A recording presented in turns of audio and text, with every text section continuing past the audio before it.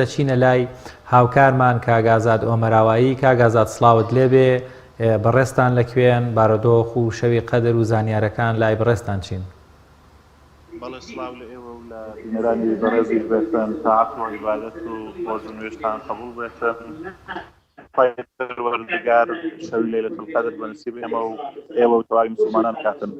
من لە یەکێک لە مزگەوتەکانی قەزای سۆرانم دیارە لێرە مسلمانانێکی زۆر هاتوونەتە مزگەوت و لێرە پەرستشەکان ئەنجام دەدەن، هەم لە ئەنجامدانی شەو نوێژ و قورئان خوێندن و هەروەها گوێگرتن لە وتاری مامۆستایانی ئاینی. وەکە بینن لە ئێستادا مسلمانانێکی زۆر لە مزگەوتە کۆبوونەتەوە، هیچ شوێنێک نەماوەتەوە مسلمانانی دابنێ شن هەر لە ژوورەوە لە ناو خۆشەی مزگەوتەکە گەر هاوکارم یارمەتیدەرم بێت وێنەکانتان بۆ بگوازێتەوە.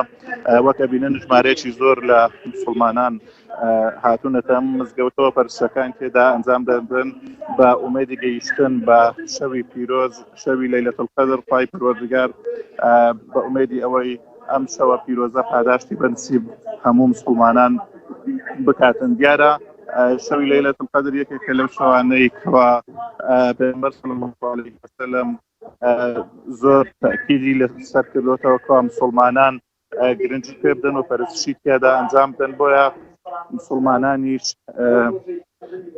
ئەم شەوە بەرز و پیرۆز ڕائەگرن و پەرستشی تێدا ئەنجام دەدەن. من یەکێک لە نوێژخوێنان وەرەگرم لە ئێستادا ئەگەر بێتە ئێرانە سڵاو پێ بێتن ئەم شەو لە قەزای سۆران چۆن شەوی لەیلەتول قەدر بەرز و پیرۆز ڕادەگرن. بسم الله الرحمن الرحيم والصلاة والسلام على رسول الله. دیارە ئەو شەوی 27 لەیلەتول قەدرە.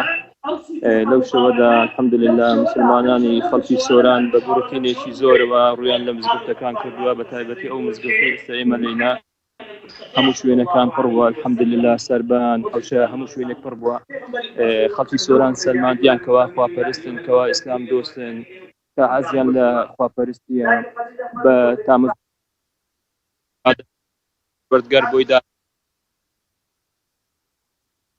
ئینشاءالله ئەو مسلمانانەی لێرەنا لە هەموو شوێنەکەن ئەو شەوای زیندوو دەکەنەوە، لەو ئەجر و پاداشە بێبەش نابن و خوای پەروەردگار پاداشیان دەداتەوە ئینشاءالله.